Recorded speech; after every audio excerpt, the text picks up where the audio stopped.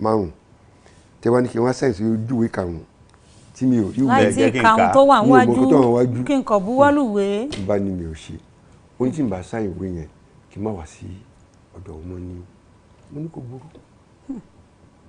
mo ṣe bẹ̀rẹ̀ ABM nìyẹn láti 1992. wọ́n fẹ́ darapọ̀ mọ́ ABM gbà náà. wọ́n fẹ́ kí n ọ̀tẹ̀ ní pé màá di executive director ní Union Bank wọ́n á ṣe báyìí fún mi wọ́n á ṣe báyìí fún mi. bọ́n mo máa ń sọ àwọn èèyàn pé nǹkan tí bàbá mi ò bá ní ṣe èmi ò ní ṣe. nǹkan tí mi ò mọ nǹkan tẹ́ ẹ̀kọ́ tẹ́kàn ní kí n sáyìn pé ẹ̀dẹ́ fún mi lówó ẹ̀ fún mi nílé ẹ̀ fún mi gbogbo ẹ̀ mo ní mi ò ṣe. ọmọọba ǹjẹ́ Abíọ́lá tá a bá wo ipa tó kó nínú ìfẹsẹ̀múlẹ̀ ètò ìjọba àwarawa bí ìgbà tó fẹ̀mí ẹ̀ lélẹ̀ ni ǹjẹ́ ẹ̀yẹ àti àyẹ́sí tí wọ́n ṣe fún ìjó tó fún ìfarajì tó ṣe. ṣe kí n tó dáhùn yẹn mo fẹ́ sọ nǹkan kan pé àwọn ọ̀rẹ́ Abíọ́lá ni wọ́n gbá bọ̀dì lọ tú sí hòhò. bíkú ilé ò pa ní. àwọn ọ̀rẹ́ ló tú sí hòhò. ṣé rí ìbò June 12 yẹn ṣe mo kàn tó dé June ká tó sọ dé June 12 àkọ́kọ́ ṣe oríṣiríṣi àwọn Yar'Adua Láì Balógun gbogbo wọn Fáláì nínú àwọn máa contest tí wọ́n fagilé gbogbo wọn ṣé rí Babangida ó mọ nǹkan tó ń ṣe ó kọ́kọ́ ní pé ká rẹ́gísítà pátì wọ́n ní gbogbo àwọn tó rẹ́gísítà wọ́n mú 5 ẹ bá rántí. bẹ́ẹ̀ni tí Bọ́lá Ìgè fi darapọ̀. Ọmọrùwà Ọmọrùyì ló ṣètò ọ̀jọ̀gbọ́n oṣù sí nígbà tí Abíọ́lá fẹ́ dìbò mo ní Abíọ́lá orí Babangida ni ṣẹ́rí bẹ́ẹ̀ ni pé èèyàn para ẹ̀ ni. bí ẹni pé èèyàn para ẹ̀ ni. bí ẹni pé èèyàn para ẹ̀ ni. bẹ́ẹ̀ ni because nítorí pé kí ni Babangida àti Abíọ́lá wọ́n ti wọra wọn jù. bẹ́ẹ̀ mi ṣe rí ni o wọ́n ti wọra wọn jù. jù kẹ́nìkan ṣe jàǹbá fẹ́nìkan lọ. pé kí Abíọ́lá fẹ́ gba ipò tí Babangida ò fẹ́ gbélẹ̀ Babangida ò fẹ́ gbépò ilẹ̀ akọ̀ntánná wa ni. ó mọ̀ sí pàpà kúrò náà ni. tẹ́ bá rántí broadcast tó ṣe nígbà tó máa bẹ́ẹ̀ kó sunkún ni. bàbá wa jẹ́ bèrè ìbéèrè kan nínú ìwé tó ṣe ó máa ń tọrọ àforíjì lọ́wọ́ àwọn ọmọ orílẹ̀-èdè Nàìjíríà ṣé ó yẹ adáríjì ni. àti pé kí ni ipa tó yẹ kí òfin gbé lórí ìdáríjì. òfin ológun. ṣe rí nǹkan tí mo máa ń sọ fáwọn èèyàn tó máa sọ pé mo ní àti ní ètò ìdìbò fara wa. ìjọba àwarawa àti ìjọba àti ìní. n fẹ́ sọ kí ní lédè òyìnbó pípọ́ yẹn ló lè rọrùn láti sọ. civil rule civilian rule. ìyàtọ̀ bẹ́ẹ̀ wà bẹ́ẹ̀. civil rule civilian rule. bẹ́ẹ̀ ni. ẹ ṣàlàyé ẹ̀ fún wa bàbá. ṣe rí tẹ́ bá wo gbogbo àwọn tó wà ń bẹ̀ ń sìn àwọn tó kò ní àmì àwọn ológun tó kúrò ló pọ̀ jù náà tó ń ṣèjọba fún wọn sí àwọn tí wọ́n dẹ̀ kí ṣe ológun wọ́n jẹ́ àwọn ọmọ wọn àwọn tó jẹ lábẹ́ wọn tó jẹ́ pípẹ́ náà ti jẹ náà fi di èèyàn so ẹ̀ka tiẹ̀ wò náà aláǹṣe ìjọba ara wa tẹ́ bá ka iye àwọn security agencies ta ní ó ti pọ̀ jù. ó pọ̀ jù. DSS ọlọ́pàá road safety. ti dààmú lùmálà wọ́lùkọlù. ṣé ìjọba ara wa ló máa kò tó bẹ́ẹ̀ ni. àmọ́ pẹ̀lú pé wọ́n pọ̀ náà ètò ààbò bí wọ́n ṣe ń mẹ́ẹ̀. ó kọjá mẹ́ẹ̀. nítorí pé iṣẹ́ tí gbogbo kíní ìdáhùn sọ yìí àwọn tó wà lókè ni àwọn náà mọ̀ pé àwọn làwọn ń ṣe. àwọn náà ń ṣe. àwọn máa ń sọ Gumi ṣe wọ́n ti mú ṣé kìí sọ pé o mọ́ bá wọn apààyàn ṣe mítìn. àwọn agbésùnmọ̀mí. oríṣiríṣi ṣé kìí sọ pé o bá wọn ṣe mítìn ṣé ó ti mú. bóyá ń bá wọn dúnàádúrà bó bá fẹ́ dóòlà ẹ̀mí àbí wò. ṣé wọn ó mú ìpò mọ̀ wọn ni ó mọ̀ wọn ni yẹn ẹ̀ẹ́dẹ̀ fọ́kàn ó lọ sí bóyá àwọn ìjọba wa ti wò pé ẹnìkan náà là ń ràn sí la máa rán sáwọn agbésùnmọ̀mí. ṣé pé tán bá mú Gumi re yóò sọ̀rọ̀. wọn ní í mú ni ṣé rí gbogbo nǹkan tó ń ṣẹlẹ̀ à ń kà á ṣé rí kí ó ń dùn mí bẹ́ẹ̀ pé kí lè lè ṣe. àwọn tó ń bàálù yìí jẹ́ àwọn náà wà nídìí ìjọba. bàbá kílẹ̀ ìwé náà. àwọn tó ń bàálù yìí jẹ́ náà wà nídìí ìjọba. àwọn tí ń bàálù jẹ́ ló wà nídìí ìjọba. kòkòrò tí ń jẹ̀fọ́ ìdí ẹ̀fọ́ ní gbé. bẹ́ẹ̀ ni. ṣó nílùú ó fẹ́ lù ú tú ni. ṣé rí n fẹ́ ṣe àpèjúwe ti ilẹ̀ Israel lẹ́yìn pé ó jẹ́ ambassador Israel o ò lè ní nǹkan kan nílùú lódì ní òkè òkun tó bá dẹ̀ wà ní tó bá jẹ́ òṣìṣẹ́ fún Israel ní òkè òkun níjọ́ tó bá ti da ìpadà báyìí àti bank account ẹ ní gbogbo ẹ̀ wọ́n láti close ẹ̀. kò sí ìbáṣepọ̀ kankan tó fẹ́ ní pẹ̀lú ará òkè òkun náà mọ́. ní 2011 mo lọ sí Dubai mo lọ ṣe Easter mi àti ìyàwó mi mo wá wo hòtẹ́ẹ̀lì tàdé sí gíláàsì ní gbogbo ẹ̀ wọ́n ní mo láìkì hòtẹ́ẹ̀lì yìí mo sọ fún wọn níbi reception lọ́mọ ìlú yín lónìí. ọmọ Nàìjíríà lónìí. mi ní dárúkọ ẹ̀ mo tẹ́tí mọ̀ ó ti ṣe igbákejì rí ó lò lónìí bẹ́ẹ̀ ló ń gbé sí tó bá ti dìbò tán tó ti tí ìbá ti jáwé ìlú borí ó tún padà síbẹ̀ nìyẹn táwọn ti fẹ́ dìbò ó tún padà wá gbogbo kínní iṣẹ́ rí bí mo ṣe ń wò á dàbí Alibaba and the 40 thieves ó lè gbogbo wa ó lè bí ibò iṣẹ́ akọ̀rọ̀ ilé mímọ̀ ń ṣe bàbá èmi èso lé o. èmi náà ṣe gbogbo wa ló lè iṣẹ́ rí nǹkan tí mo sọ yóò ń dùn mí torí pé kí ni tí ìfẹ́ lójútùú sí wàhálà wa. àti ìfẹ́ rí i tá a bá fẹ́ lójútùú sí nǹkan bá a fẹ́ lójútùú sí. ẹ wo ṣe rí mi ò rò pé mo ti pé 74 sí tí n bá pé 100 gan a lè lójútùú sí ọ̀rọ̀ wa ò tí ì lójútùú kò lè lójútùú. kí ló dé èpè àbọ̀rọ̀ òdì. ọ̀rọ̀ èdùkọ́ àyè máa gbọ́ búburú lẹ́nu abọ́ rẹ̀.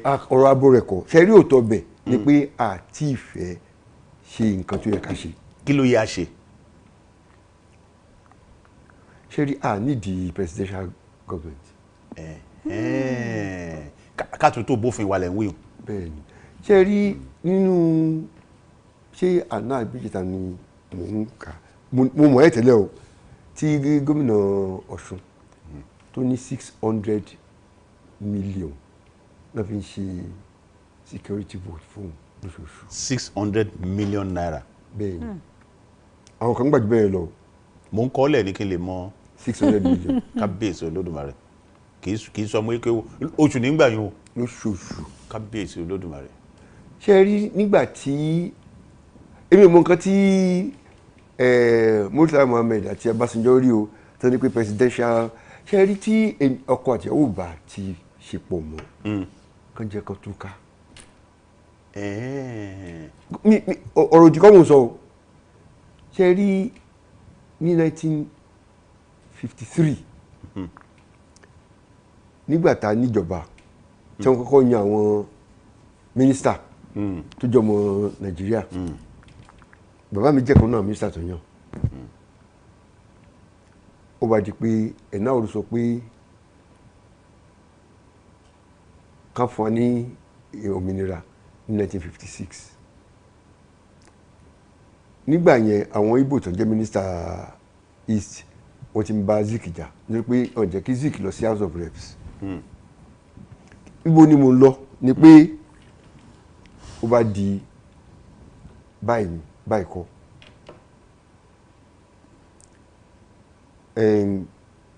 gómìnà ńgbà yẹn McPherson wọ́n sọ fáwọn mínísítà pé ẹ gbọ́dọ̀ sọ̀rọ̀ yẹn ká máa dé ilé ìgbìmọ̀ aṣòfin.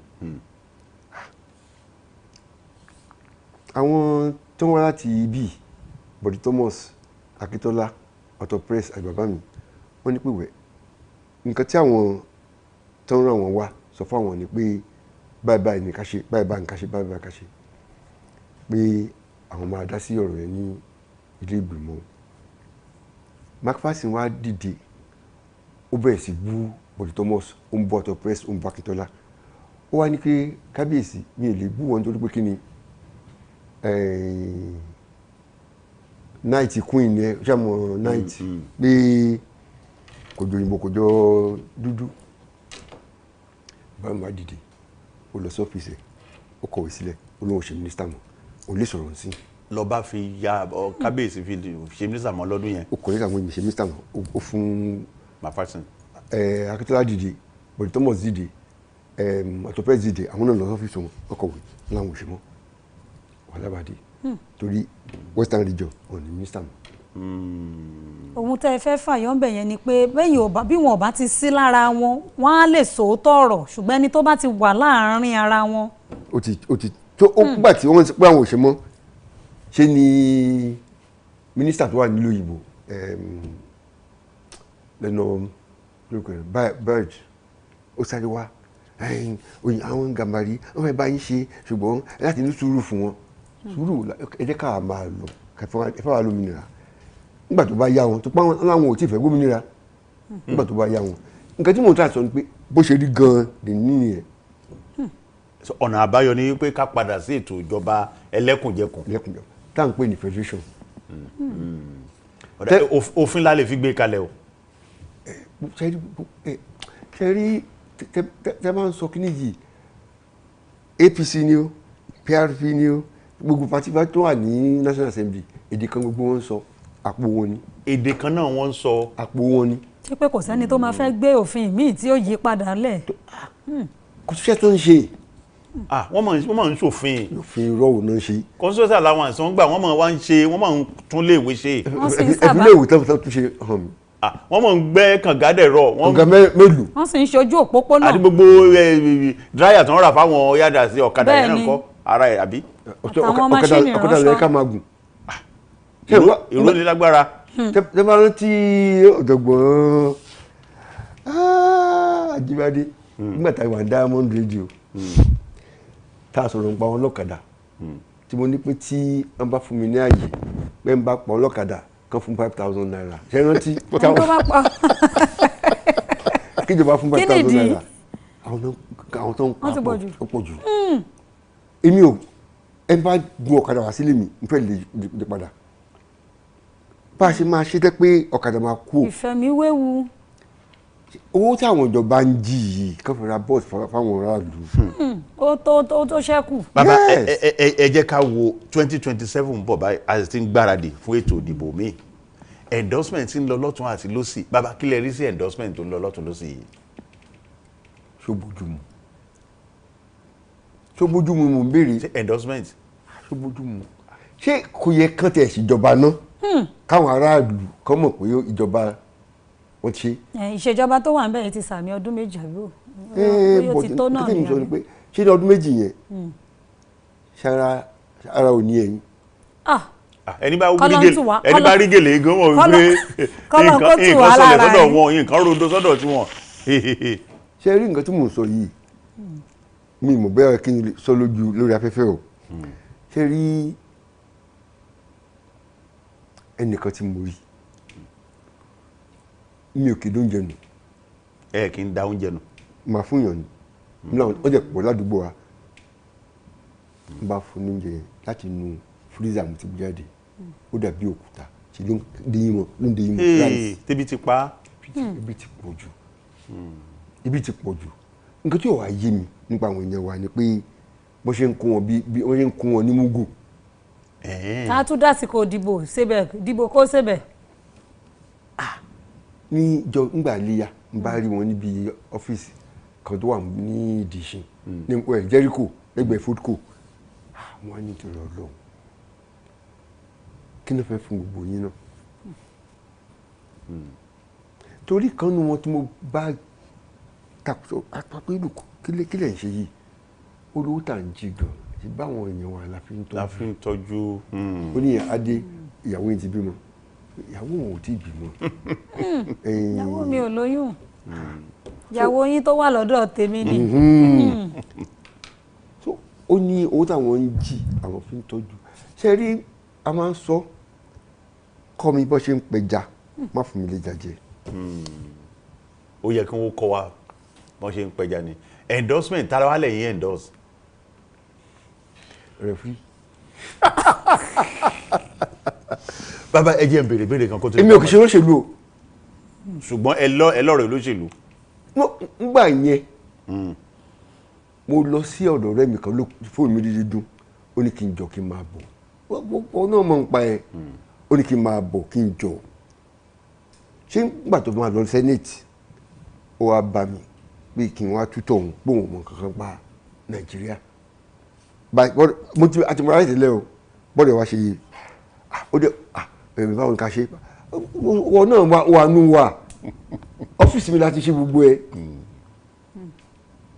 nígbà tí ó dẹ̀ di lójú ẹ̀ tán ó ní òun ti di gómìnà ṣé nǹkan kan tó dùn gan ni pé ní 2006 mo pe àwọn ọ̀dùnkún kan tọ́jọ́ rẹ̀ mi pé akọ̀wé tí a pè ní my pact with the people of Oyo State bí tó wá ti wọlé tán báyìí tó pa arúgbó wá wọlé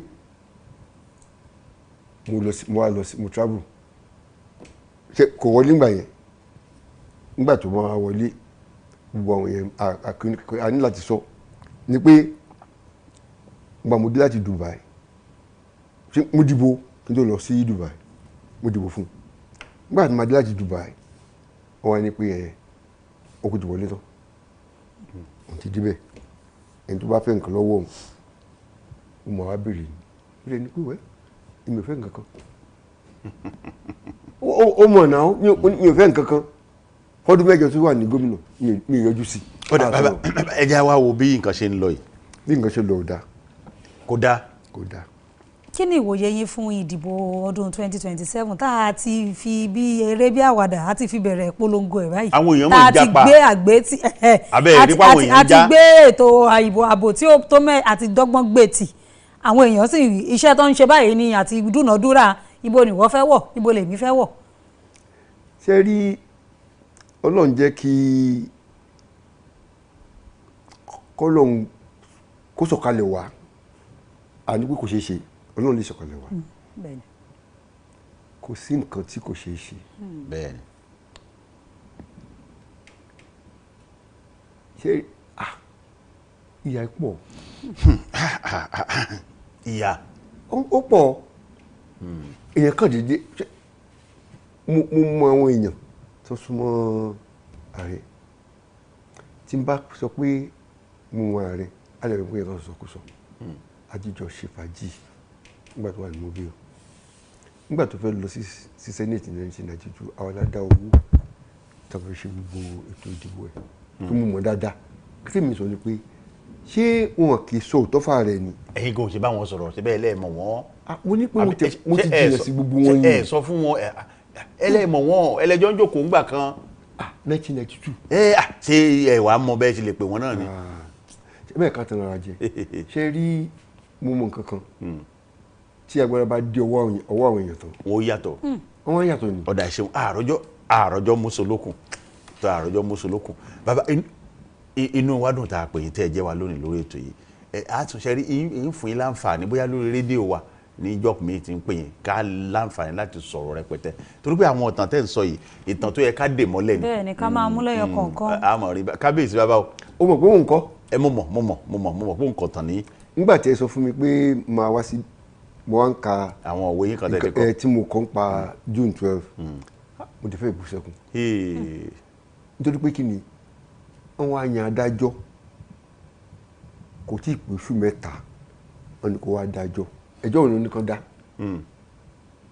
ABM tí mo sọ yẹn bẹ́ẹ̀ni náà ni pé kàn má dìbò bẹ́ẹ̀ni nígbà tán bá ń ṣe judgement ní aago 9-10 ọmọ òru là á sì kà ní ọ̀sán là á bí dùn. ó parẹ́ ẹ ní o ó parẹ́ ẹgbẹ́ yín ní. adájọ́ yes bá sì pẹ́ mẹ́. kí lẹ rò kó fà á. ojú ogun lè. n ti ń bẹ lẹ́yìn ọ̀fà ojú lọ. bàbá wa ẹ ṣe tá a pè ní tẹ́jẹ́ wa àwọn máa rí i bá Ifẹ̀ ṣe ń jẹ́ oníkáwá kí Ifẹ̀. bẹ́ẹ̀ dẹ̀ ló yá ń sìn Lójúde bàbá ti ṣetán Lójúde. ọmọ bá Adésọjí Adérẹ̀mí. tó máa tún títí wá ṣetán. ẹ fi ọgbọ́n sọ fún wa pójú títí ọ̀nà ọ̀fẹ́ ò dá. ọkọ̀ kò dáa ojú ọ̀nà wọn ò dáa. mi ò tí ì lọ sí Ilé Ifẹ̀ ó ti lé lọ́dún kan torí títí yẹn. torí bọ́ náà ò dáa ẹ máa lo bàálù. n bolo máa bá sí. ó dáa adúpẹ́ lọ́wọ́ ọlọ́rọ̀ tá a pè tí ẹ jẹ́ wa a ó bá rí i bá ọmọọba Adétòwò Adérẹ̀mí ẹ ṣeun púpọ̀ lórúkọ àwọn aláṣẹ wa adúpẹ́ tẹ́ ẹ jẹ́ wa lónìí lórí ètò yìí Lójúde Dominion náà la wà tẹ́ wo wa ketekete ẹ jẹ́ ká lọ sílé agbára lọ́rùn tá a bá padà dé amúlùdùn là kàn lù ní pápápá ẹ kú kalẹ̀ ẹ ṣeun tẹ́ wo wa tẹ́ ń gbọ́ wa.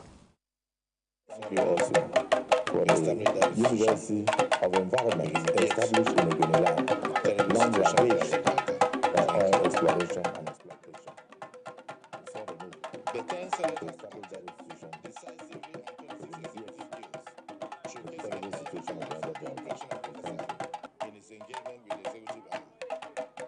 The 10 senators acted decisively on 26 executive bills, showcasing a healthy balance of cooperation and oversight in its engagement with the executive arm.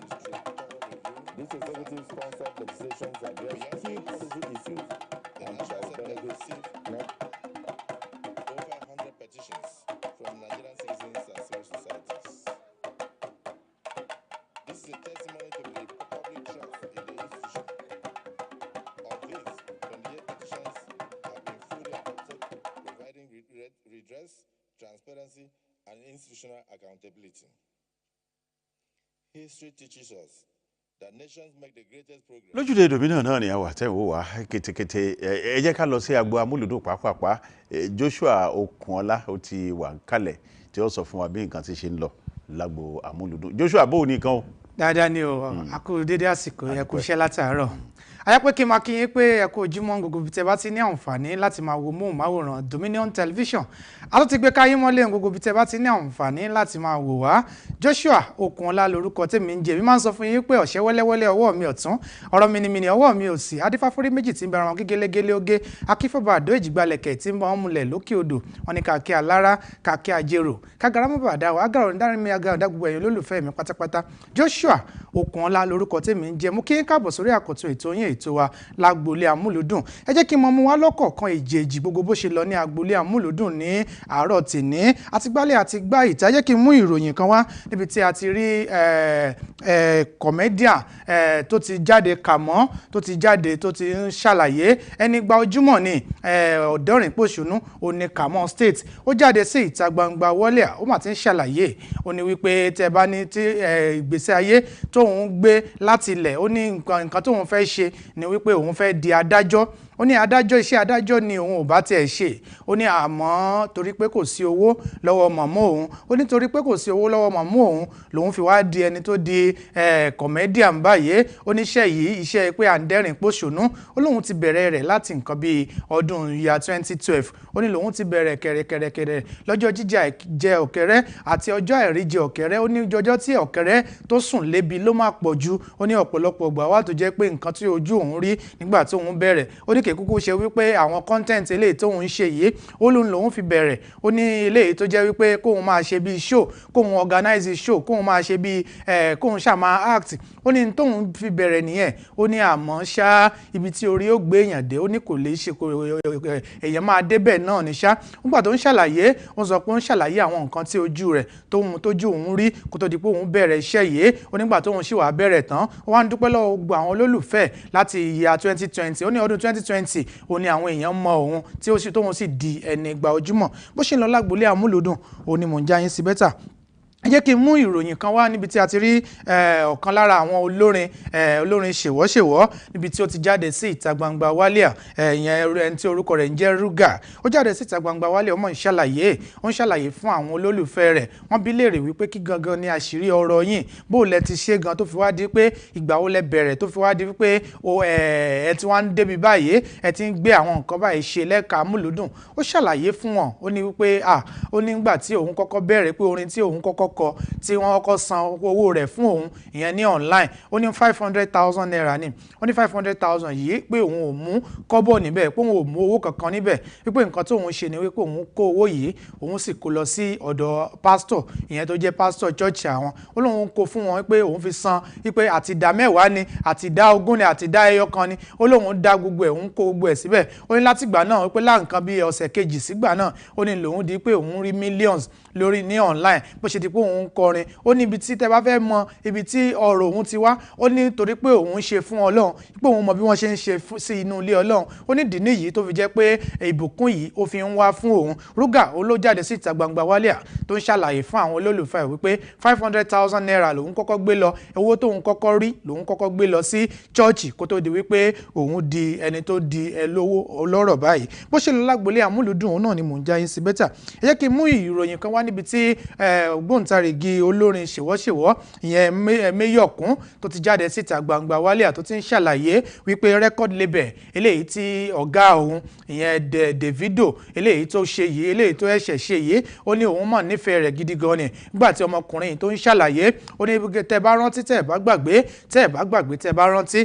ẹ rí i pé ní nǹkan bíi ọdún year 2016 ó ní Davido ló sáìn Méyọ̀kún wípé kó di ọ̀kan lára ọmọ record label ọ̀hún tó sì jẹ́ pé ní ọdún 2021 òun la gbọ́ wípé ó ṣe àṣeyege eléyìí tó kúrò nínú record label yìí ó ti wá jáde síta gbangba wálẹ̀ ó ti wá ń ṣàlàyé fún àwọn olólùfẹ́ wípé ipa tí Davido mọ̀ kò nínú ayé òun ó ní kì í máa ṣe ipa kékeré ó ní ipa tó mọ̀ ipa gidi mọ̀ ni ó wá ń fi àsìkò yìí ó fi ń lu Davido lọ́gọ̀ ẹnu wípé wọ́n mọ̀ ṣe wípé tí kì í bá ṣe wípé ọ̀pọ̀ ìgbà tí wọ́n sáìnì òun nígbà náà onígbà tán sáìnì òun nígbà náà ó ní ló jẹ́ kó òun wá di ẹni gba ojúmọ́ tí gbogbo àwọn èèyàn wá mọ̀ káàkiri àgbáńlá ayé nísìnyí ẹ kí n tún mú ìròyìn kan wá níbi tí a ti rí tẹ́ bá wojú móhùnmáwòrán tá a ti rí Angel Okore ó jẹ́ Okore ẹni tó jẹ́ boyfriend ẹ̀ eléyìí tó jẹ́ pé ex boyfriend ẹ̀ tí wọ́n jọ fẹ́ra wọn sílẹ̀ ní kòpẹ́kòpẹ́ ní nǹkan bíi oṣù tó kọjá yìí òun ni ó ti jáde síta gbangba wálíà tó ti ń ba Angela Okore tó ti ń bà lórúkọ jẹ́ pé tẹ́ bá ní kẹ́ wò ó àwọn ìwà burúkú báyìí ẹ̀yin tẹ́ bá fẹ́ gbé ẹ̀yin ọkùnrin tẹ́ bá fẹ́ gbé ọmọbìnrin yìí tẹ́ bá ti ra bí ìgò bíi méjì fún tẹ́ bá ti rọra tẹ make sure pé ẹ ti rọra ní mọ́tò kan ẹ gbé mọ́tò kan abẹ́ tẹ wàá gba ilé kan tó jẹ́ pé ó dùn wò ó ní tẹ́ bá ti rí ọmọbìnrin yìí ó ní tẹ́ bá fi lè gbé wọnú rẹ̀ kò sí nǹkan kan míì ju wípé kẹ́ ẹ mọ̀ fẹ́ lọ ló kù kí ló fa ọ̀rọ̀ yìí tẹ́ bá rántí tẹ́ bá rántí á rí i pé ní nǹkan bíi ọ̀sẹ̀ tó kọjá yìí ó ní awuyewuye kan ló lọ lórí ẹ̀rọ ayélujára níbi tí a ti rí ọ̀kan lára àwọn ògbóǹtarìgì òṣèré lẹ́ka ti Nollywood tó ti ń ṣàlàyé ìyẹn Regina Daniel jáde síta gbangba wálíà ó ń ṣàlàyé wípé obìnrin yìí Angela Okore wípé ó lọ ń ṣe wọléwọ̀de pẹ̀lú ọkọ òun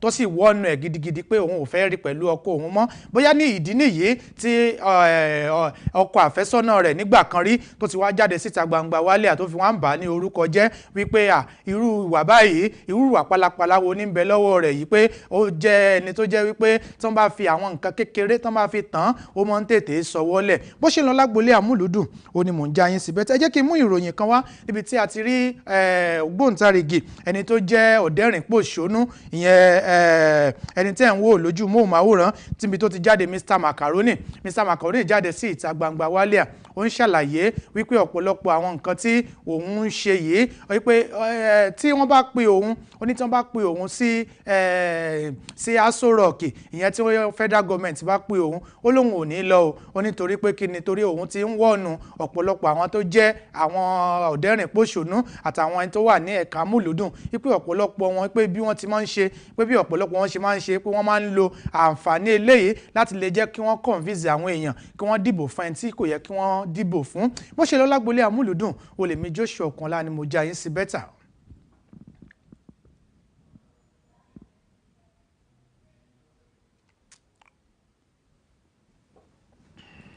Lójúde Dominion náà ni àwa tẹ́ ń wò wá kètèkètè amúlùdùn ò ṣeun tó ń ṣẹlẹ̀ lọ́wọ́lọ́wọ́ báyìí ni pé ààrẹ orílẹ̀-èdè yìí ààrẹ Bọ́lá Ahmed Tinubu wọ́n ti ń bá àwọn ọmọ ilé ìgbìmọ̀ asòfin àgbà àti ti aṣojú sọ̀rọ̀ nílùú Àbújá àwa náà fẹ́ tẹkọ̀ lọ sí Àbújá káwo bí nǹkan ṣe ń lọ lọ́hùn ẹ kú kalẹ̀ ẹ ṣeun tẹ́ ń wò wá. National elections did by making June 12 year by year democracy day, election after election, and by official every time we debate instead of battle. Abiola, we discuss instead of fight, and argue instead of destroy.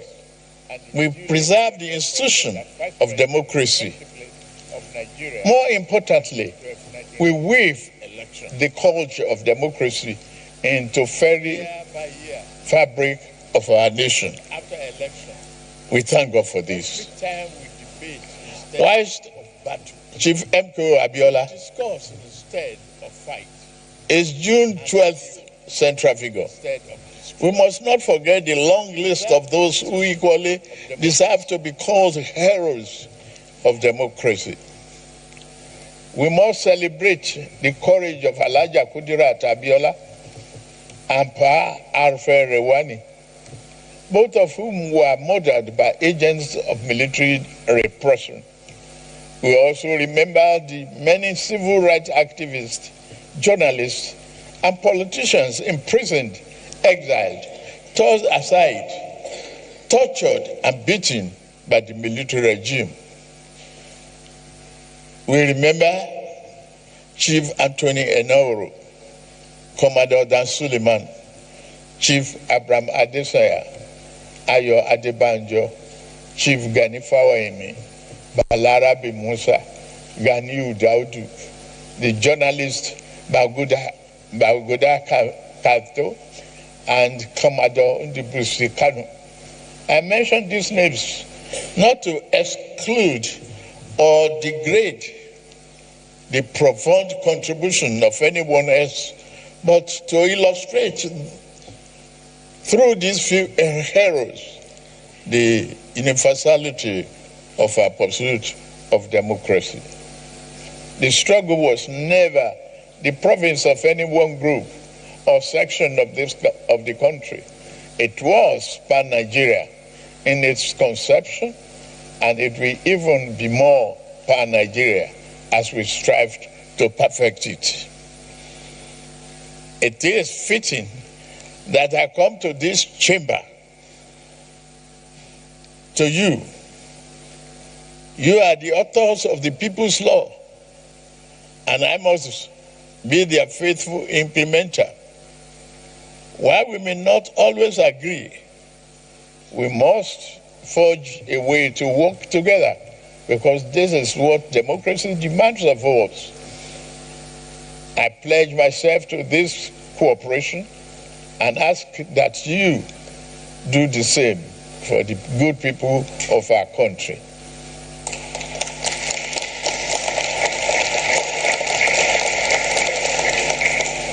Mr.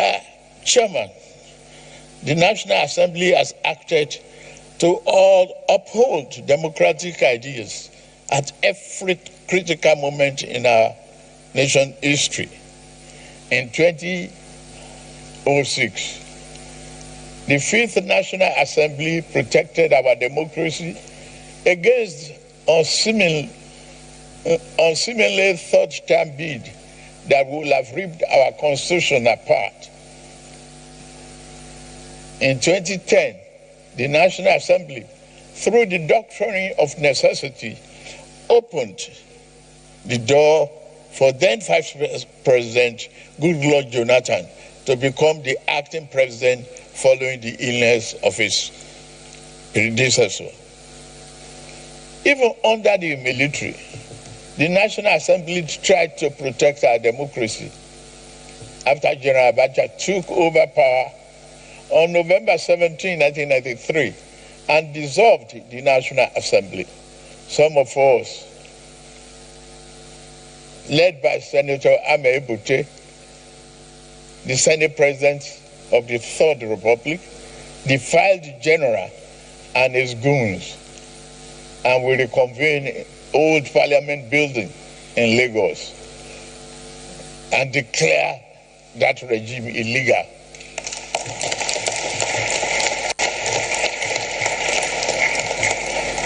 We had the courage to do so, the determination to reinstate democracy, but we were jailed for our defiance. On behalf of a grateful nation, I commend your invaluable role in lawmaking, oversight, and constituency representation. At this point, I plead for your indulgence so that I may put a terrible rumor to bed. To those who ring the alarm that the APC is intent on a one-party state, I offer you a most personal promise. While your alarm may be as a result of your panic, it rings an error. At no time in the past, nor any instance in the present, and at no future junction, shall I view the notion of one-party state as good for Nigeria.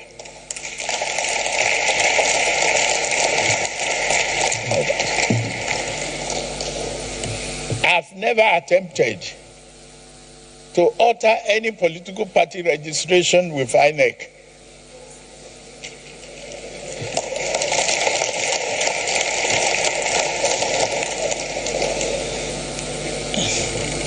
Equally, my dear friends and colleagues, we cannot blame anybody seeking to bail out of a sinking ship, even without a life jacket.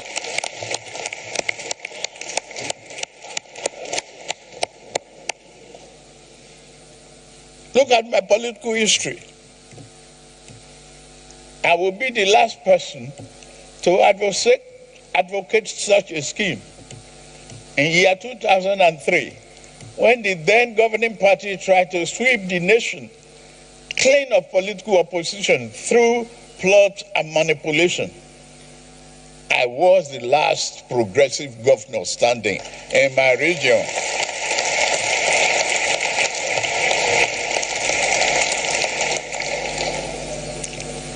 In their numbers, they boasted.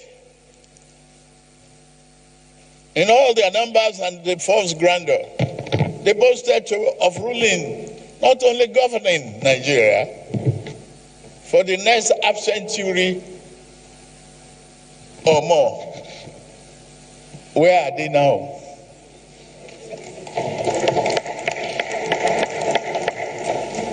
Yet I stood alone. My allies had been induced into defeat. My adversary held all the cards that mortal man could carry. Even with all of that, they could not control my destiny and could not control our national destiny, because fate is written from the above.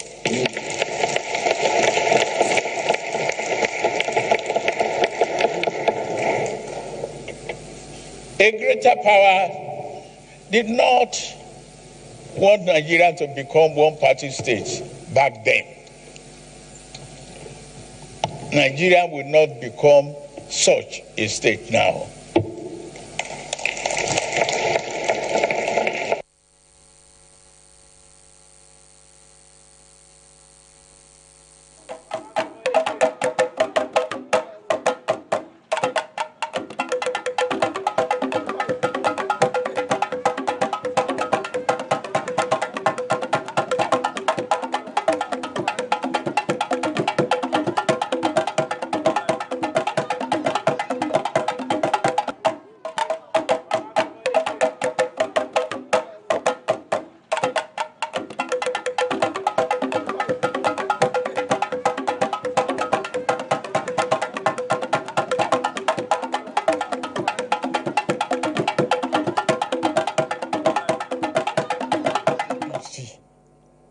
It put me on the trajectory which has brought me before you today. I dare not such a favor to any political adversary by repeating the same mistake of political overreach.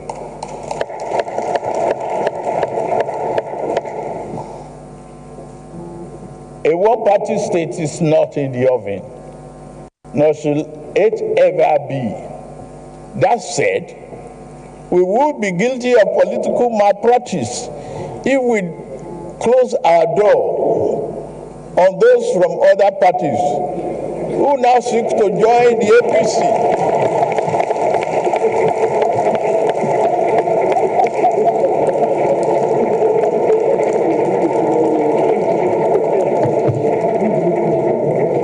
I sincerely welcome our party's newest members from Delta and Akwa Ibom states, led by Governor Sheriff Oboweri and Pastor Umo Eno and other national members of this respected National Assembly. You are all welcome to the progressive fold. Nobody should close the door. Political parties fearful of members leaving may be better served by examining their internal processes and affairs rather than fearfully conjuring up demons that do not exist. For me, I would not say try your best to put your house in order. I will not help you to do so either. It is indeed a pleasure to witness you in such a disarray.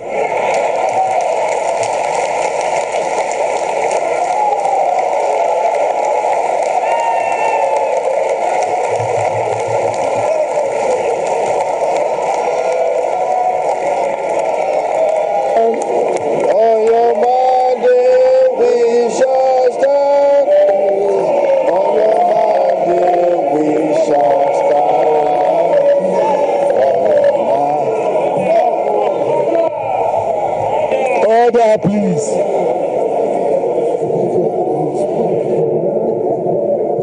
We must distinguished honorable members of this House. We must welcome and accept the diversity and the number of political parties, just as we welcome and embrace the diversity of our population. Our efforts must never be to eliminate political competition, but to make that competition salutary to the national well-being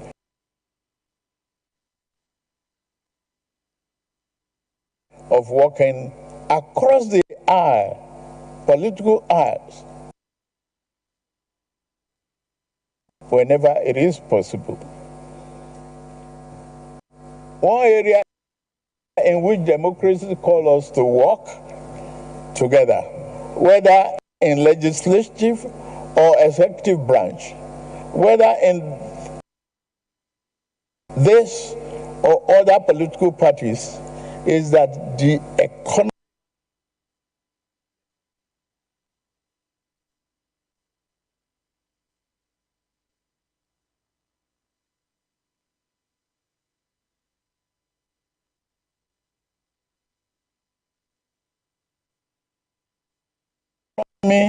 and social development rating is improving,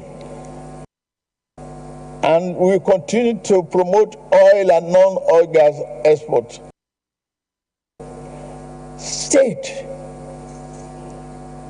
do not need to go about borrowing to pay salaries anymore. In less than 1 year, over 100,000 Nigeria, including 35,000 civil servants, has benefited from affordable consumer credit through the Nigerian Consumer Credit Corporation, enabling them to purchase vehicles, light up and improve their well-being, and purchase life essentials.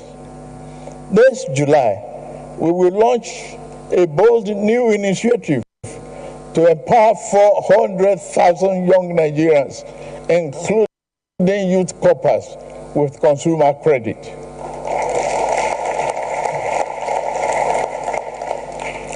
We are committed to giving more opportunities to young people through job creation and skill development. Through such programs as Nigeria Education Fund, NEL Fund, we are investing in education and in the greater future of our country. Vocational training, apprenticeship, and entrepreneurship to ensure that our youth are job ready and future ready.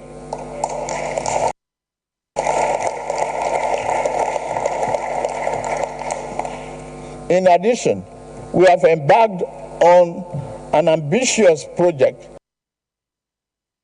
to lay fiber optic cables across the nation, a transformative step towards bridging the digital divide and fostering greater connectivity. This initiative promises not only to enhance the speedy and reality of internet access, but also to revolutionize how business operates, how students learn, and how community stays connected. By extending this critical infrastructure, we are empowering entrepreneurs, enabling digital education, and providing the tools for our youth to compete in a globalized economy. Our Nigerian First policy will further enhance progress and will consolidate market-driven growth. The improved economic performance is encouraging and validates the soundness of our policy measures with collaboration with you. Our medium-term growth target remains an economy growing at a 7% clip with a stronger manufacturing base. We must learn to produce and grow most of our food, and we are on the path to achieving food sovereignty.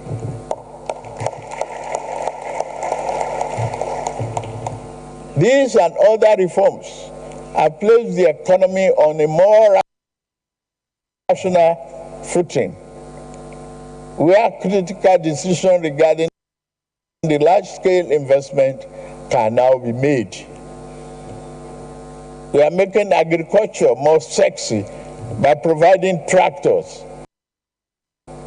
And I ask you, the legislature, to join me as we enter the second half of our term to put forth innovative legislation that further encourages industrial development and job creation in our urban centers, while also drafting laws that improve food security and production.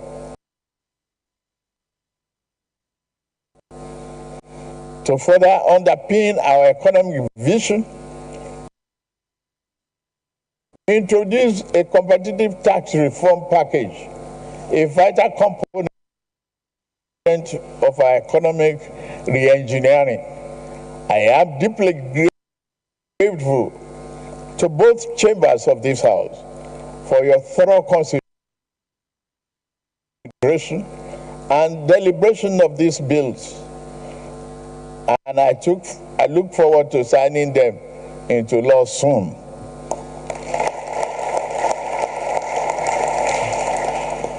Again, your collaboration across party lines on these bills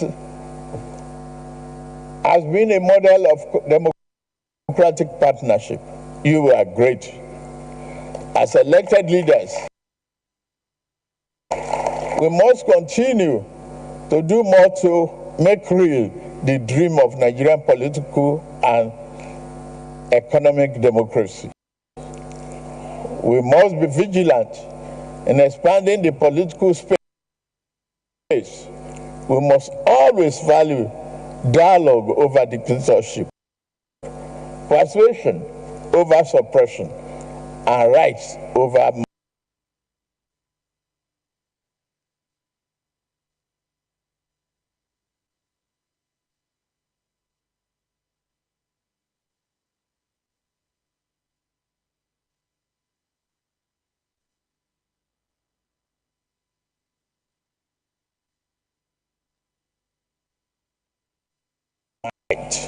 with the tolerant and brought equally when they are pained because of their losses. Call me any name. I'm not here to make you happy politically, and I will still call upon democracy to defend your right to do so.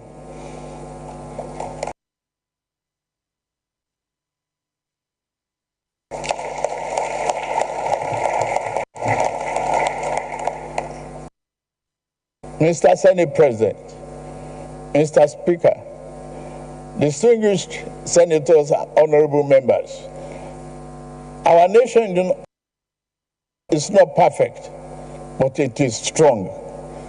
Our democracy is not invincible, but it is alive.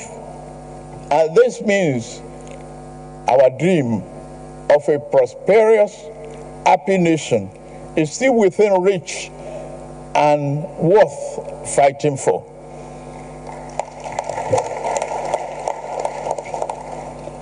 Mr. Chairman, Nigeria is at an inflection point, undergoing structural and fundamental change towards a secure future. Our administration is fully committed to boosting the economy and productive base through investment in critical infrastructure, roads, expansion of port operations, rail, and power. We are creating a new environment in which industry and manufacturing can thrive. Our tax and fiscal policy reform will streamline taxes, administration, and eliminate burdensome or multiple taxes, enabling our industrialists and entrepreneurs to operate in a more conducive environment. Governors must work and deliver value to the people.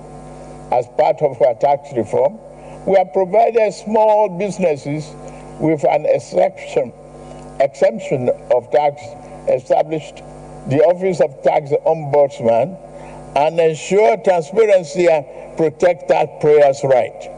Digital tools now help us track performance and reduce waste.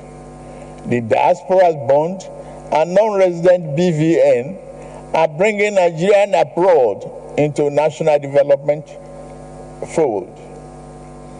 In line with my promise during the New Year address to the nation, I recently appointed the board of directors of the newly established National Credit Guarantee Company. The company backed with 100 billion naira in an initial capital.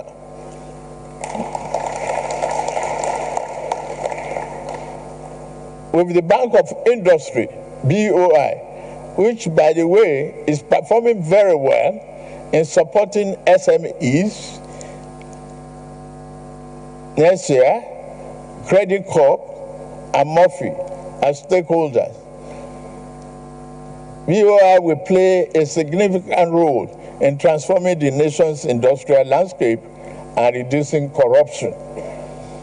National security is the foundation of peace and progress. We have intensified security operations to reclaim communities from criminals and terrorists. We are better at coordinating intelligence and interagency cooperation. It has proved well for us. Our highways are safer now, and we invest in technology and training to secure every inch of this country. Let's take this opportunity to thank the men and women of our armed forces for their bravery in service of the nation, their selfless dedication to protecting our sovereignty and assuring the safety of citizens should serve an inspiration to us all. As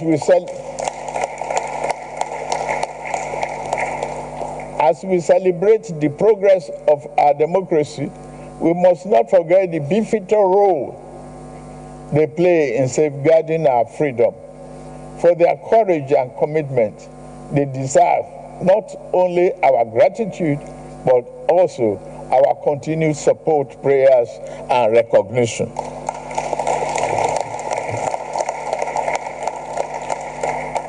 May God continue to keep our men and women safe. Fellow compatriots, our achievements are not the work of one man. They are the result of a collective effort to make possible the Nigerian dream. Yet the journey is not over. We must work even harder to translate broad macroeconomic gains into tangible improvement in the lives of ordinary Nigerians. We must stay the course, reject cynicism, and believe Nigeria can and will rise again.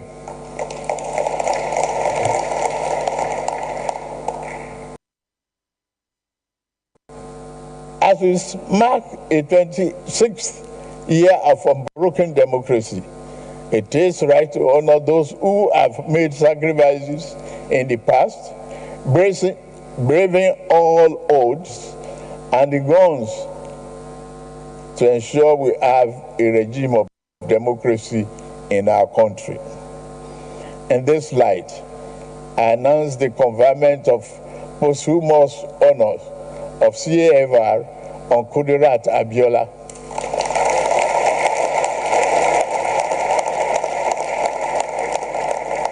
the heroine of our June 12th struggle. I also confer posthumous honor on Sheikh Musa Yar'Adua, GCFR, and Professor Humphrey Nwosu, CON,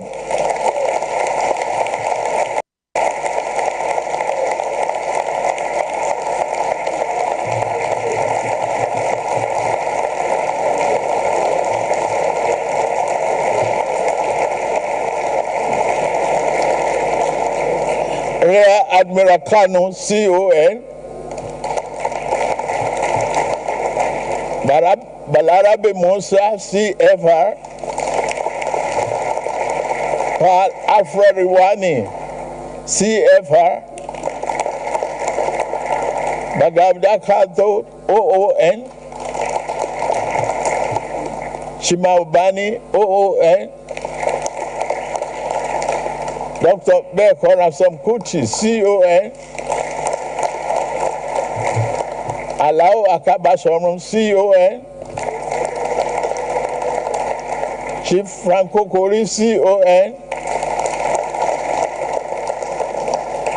Ima Ezeazu, Bami, COON, Bamidele Aturu, OON, Frederick Fashim, CON, Professor Festus Iyayi, CON, Dr. John Yimasen, OON, Alaja Sawaba Gambo, CON, Dr. Edwin Madunagu, CON, Dr. Alex Ibru, CON, Chibola Ige, CFR, Ruben Fasoranti, CFR. Senator Ayo Fasomi, CON. Senator Polycarp Mwite, CON. And Dr. Nuruddin Oluwopopo, CON. I also have the honor to confer on Professor Wole Soyinka, GCON.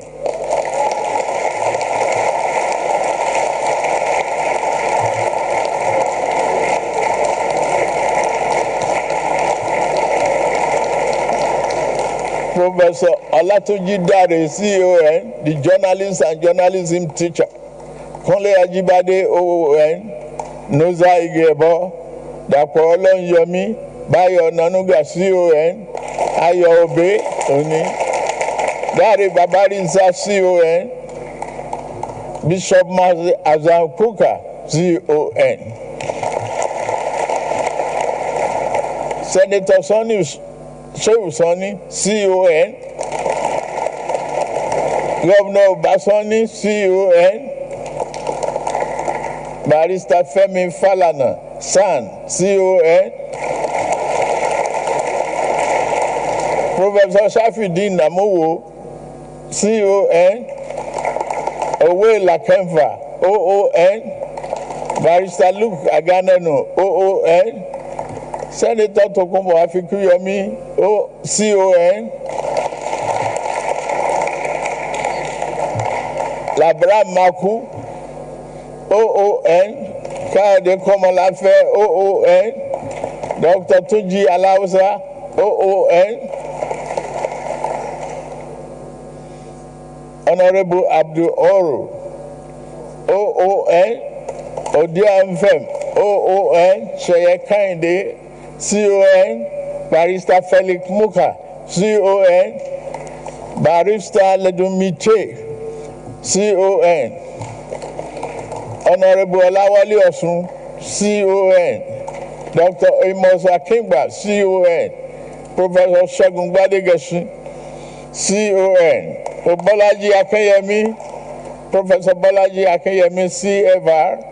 Dr. Kayode Sonoike, CON. Julius Nyambere, CON.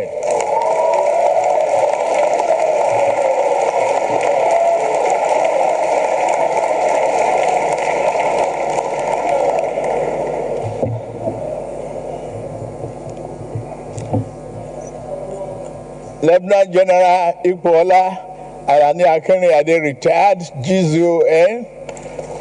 Professor Bayo Williams, CON.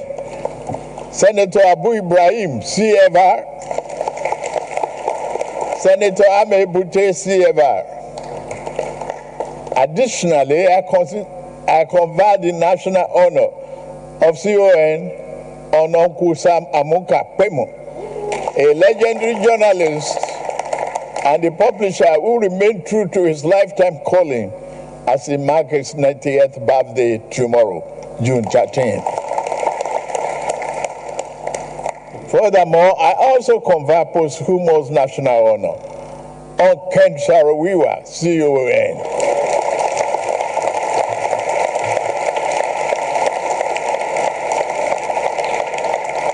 He was the leader of Goni 9 with his fellow travelers, Sunday Dobby, OON, Nodu Ebo, OON, Daniel Boko, OON, Paul Levera, OON, Felix Owete, OON, Babobera, OON, Marian Kobel, OON, John Kupen, OON.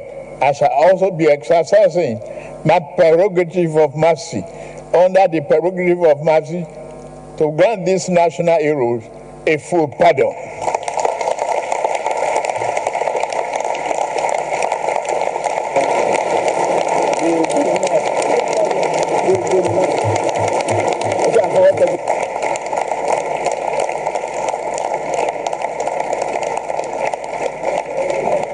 Together with other names that shall be announced later in the conjunction with the National Council of State. Finally, it is my great privilege to now decorate the presiding officers of this National Assembly with the national honor earlier announced.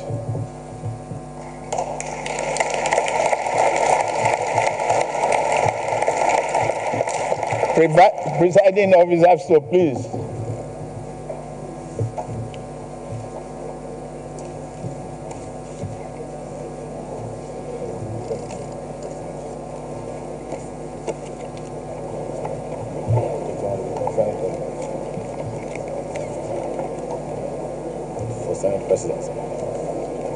Senate President.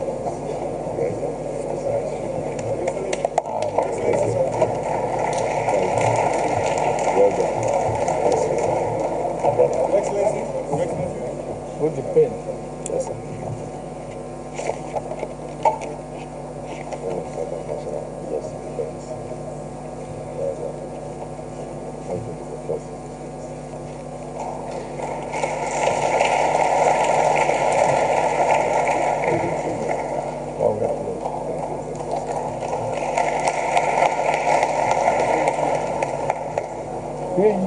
That's within my bag.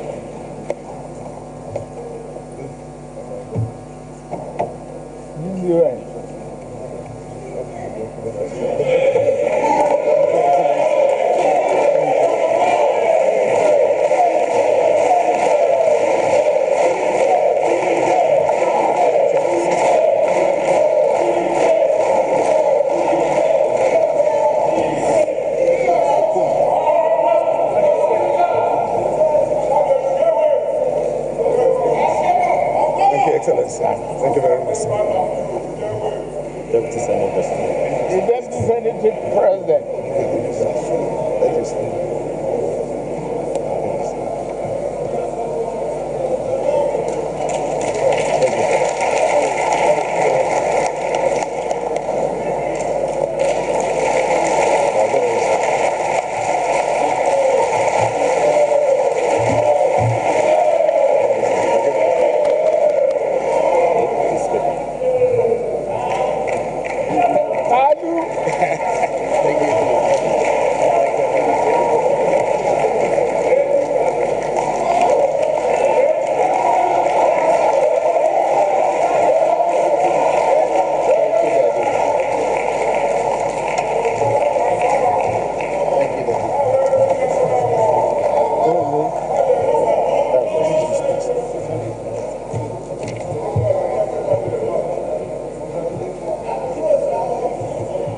Well, that of